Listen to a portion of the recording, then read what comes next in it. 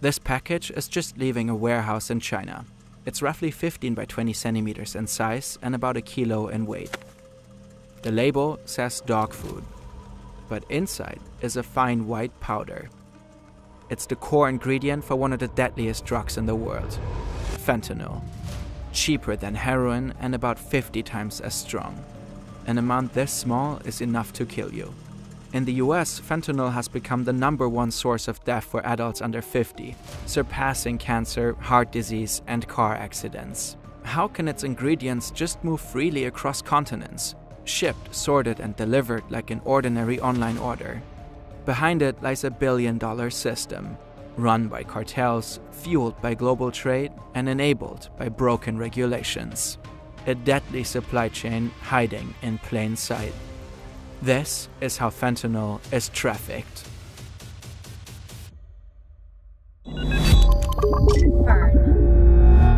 If you or someone you know is struggling with substance use, help us out there. Visit findtreatment.gov for support in the US, or check these platforms to find international resources near you. All links are in the description. Also, this video is partly based on this incredible Reuters investigation. You'll find the link in the description as well. This is fentanyl. It's been used in medicine since the 1960s, mostly as a painkiller. Today, it's also applied as an anesthetic. Its effect is insanely strong. Around 100 times more potent than morphine and 50 times stronger than heroin. It's also extremely addictive. Over the last 15 years, the illegal fentanyl trade in the US has fueled an unprecedented synthetic opioid crisis. And the impact can be seen across the entire country. The biggest problem is that the substance is highly lethal. The number of deaths by fentanyl overdose in the US has exploded over the last few years. About 75,000 people died in 2023 alone. In total, fentanyl and other synthetic opioids have killed nearly 500,000 Americans between 1999 and 2022. One reason for this death toll is a process called lacing. Dealers consciously mix fentanyl into other street drugs like heroin to stretch supplies and boost their profits. A little fentanyl goes a long way. But that also means users get hooked faster and are much more likely to overdose, not knowing what they are consuming. For those who traffic it, fentanyl has another major upside.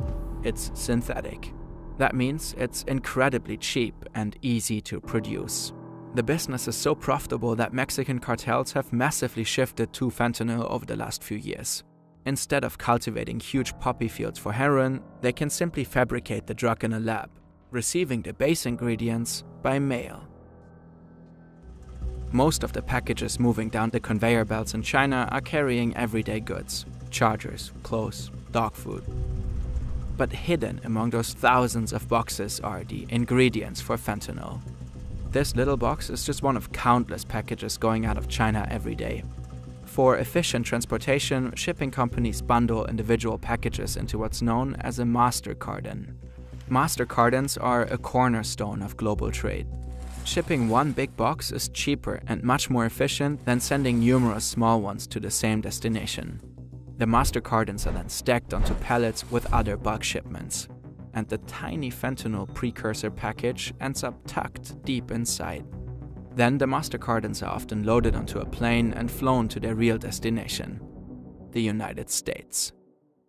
There's something about taking flight, getting that bird's eye view, seeing how small details connect to a much bigger system. Perspective matters. Whether you're trying to understand global trade, piece together a true crime story, or really understand a complex idea, you need to look at things from different angles. That's what Brilliant helps you to do. The hands-on learning platform helps you become a better thinker, with thousands of interactive lessons in math, science, data analysis, AI, and more. Whether you want to understand how algorithms work, start coding, or build sharper logical thinking. The courses on Brilliant start with the foundations and guide you step by step toward focused and meaningful learning. For example, they've got a great course on logic that helps you stretch your analytic muscles. You're connecting dots, drawing conclusions, and thinking clearly under pressure. You solve puzzles using limited clues, break codes, and even train logical robots. It's hands-on, brain-stretching stuff. Head to brilliant.org/Fern and try everything Brilliant has to offer for a full 30 days. Use this QR code or the link in the description to get 20% off an annual premium subscription.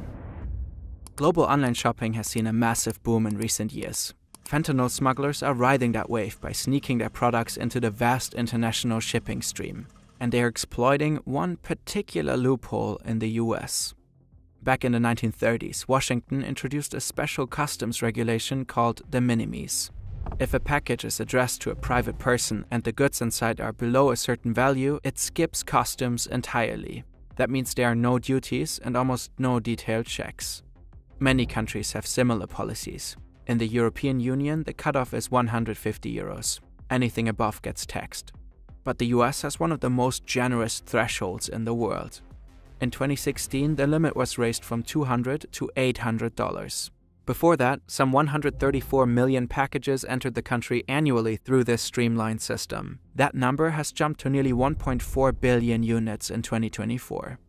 This spike is also tied to the overall boom in global trade. But still, about 90% of all goods coming into the US are duty-free de minimis imports. Until April 2025, most of these packages came from China, usually by air. Our box has had a long flight and finally touches down at LAX. Its first stop in America is a special customs warehouse. Examining every package that comes through here would be impossible. So customs officers rely on spot checks. Specially trained dogs sniff out selected packages for fentanyl precursors. Sometimes it's the package's weight that raises suspicion. If it doesn't jibe with its description, the box gets flagged and pulled out for inspection. Flagged packages are scanned by high-tech machines, opened for manual inspection, and sometimes even sent to an on-site chemical lab. And in some cases, custom officers will also attach electronic trackers to suspicious boxes to follow their trail. But given the sheer volume of packages coming in, only a tiny fraction ever gets checked. Most of them are simply waved through, including our package. It's just been cleared for the next leg of the trip, which means it has now officially entered the country. The master carton is unpacked at a distribution center.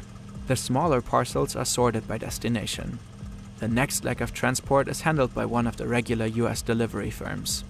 Our package still has a long road ahead. Its next stop is Mexico. The vast majority of illicit fentanyl is manufactured here. It's first shipped to a US address near the Mexican border. That's when a new link in the supply chain takes over to handle the border crossing. The address is a private home. The tenant is an elderly man. Some products can't be shipped to Mexico directly. This is where the man comes in. He's offering a personal cross-border delivery to make some extra money, a common side hustle in the border region. People in Mexico can have their packages shipped to his US address. Then he drives them over in his private car. Now he's on his way to the border with a couple of boxes in the trunk.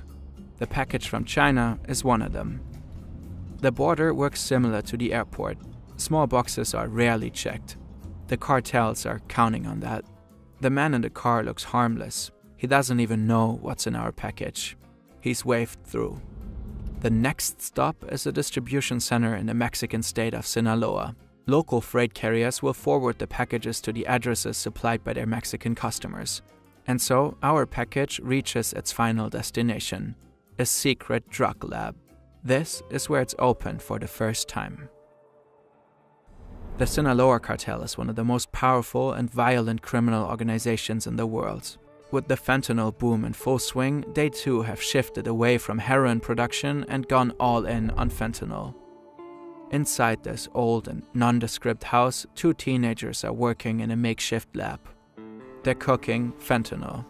They're not trained chemists. Someone just gave them a step-by-step tutorial. They open the package containing the powder from China and start prepping a new batch.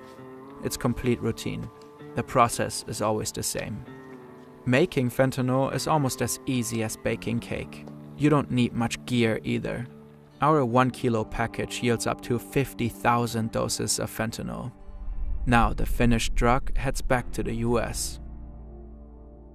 It can cross the border in all kinds of ways, attached to or even carried inside the bodies of so-called drug mules, or disguised among regular cargo on some ordinary delivery van. Smugglers have hidden fentanyl pills in candy bags, sewn them into clothing, and in some cases, drugs are even implanted into pets. They're simply betting on the fact that it's impossible for customs to check every person or item that crosses the border. More often than not, it's US citizens who drive the drugs across the border in their private cars. Sometimes they come up with clever hidden compartments like this one. The car is just minutes away from crossing. The driver can already see the custom officers up ahead, with drug-sniffing dogs working car to car. He starts to get nervous. But just as they're coming toward him, the agents pull away. The dog needs a break. The stash in his car goes undetected. The driver exhales. And just like that, more fentanyl made it into the US. In 2024 alone, nearly 10 tons of the drug were seized along the US-Mexico border. But the amount that actually made it through is by all likelihood much higher. The fentanyl crisis has also become a geopolitical flashpoint. The US accuses China of fueling the epidemic on purpose. Beijing, for its part, claims to have cracked down on the fentanyl trade years ago. The real problem lies in controlling the precursors. They are much harder to regulate. Chemical suppliers in China are using false return labels and deceptive packaging to conceal their illegal business with fentanyl precursors. Washington has even talked about a new opium war. In April 2025, President Trump signed an executive order to eliminate duty-free de minimis imports from China and Hong Kong. He cited the ongoing health emergency posed by fentanyl trafficking as one of the reasons for the high tariffs on Chinese goods. China denies the accusations. Beijing says the crisis is completely made in the US and therefore the sole responsibility of the American government. Meanwhile, Trump has also accused Mexico of not doing enough to crack down on the drug cartels. Curbing the international fentanyl trade is extremely difficult. The drug has long made its way beyond North America and reached places like Europe. Probes in several German cities have shown that fentanyl is already being mixed into street heroin. Getting off fentanyl without medical support is extremely hard, if not almost impossible. And as long as it can be produced and trafficked so easily, the business will keep booming.